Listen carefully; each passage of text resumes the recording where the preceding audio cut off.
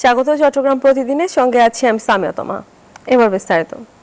ঈদের আগ মুহূর্তেও চট্টগ্রাম ছাড়ছেন ঘরমুখ মানুষ। রেল স্টেশনে যাত্রীদের ভিড় আজও শিডিউল বিপর্যয়ের চরম ভোগান্তিতে পড়েছেন ময়মনসিংহগামী যাত্রীরা।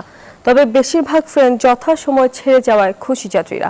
এদিকে এই যাত্রা নির্বিঘ্ন হচ্ছে কিনা তা তদারকি করতে ঢাকা থেকে ট্রেনে চড়ে চট্টগ্রামে গেছেন রেলপথ মন্ত্রণালয়ের প্রতিমন্ত্রী হাবিবুর রশিদ হাবিব। সৌদি আরবের সাথে মিল রেখে চাঁদপুরের 40টি গ্রামে ঈদ উল ফিতর উদযাপিত হচ্ছে।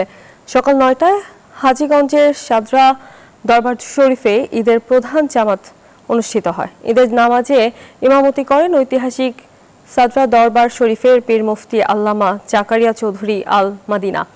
এদিকে সকাল 7টায় মৌলভীবাজার সার্কিট হাউস এলাকায় ঈদের জামাত অনুষ্ঠিত হয়। এতে অংশ নেয় শতাধিক মুসল্লি। নামাজ শেষে মুসলিম উম্মার শান্তির কামনা করে মোনাজাত করা হয়। সমাজের অসচ্ছল মানুষের মুখে হাসি ফোটাতে বিত্তবানদের এগিয়ে আসার আহ্বান জানিয়েছেন চট্টগ্রাম 9 আসনে সংসদ সদস্য আবু সুফিয়ান।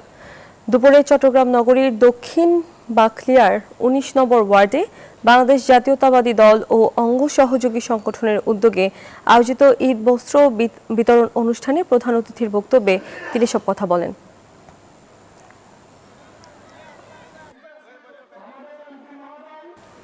দর্শক, এই ছিল নিউজ 24 চট্টগ্রাম প্রতিদিনের আয়োজনে। এতক্ষণ সঙ্গে থাকার জন্য ধন্যবাদ সবাইকে।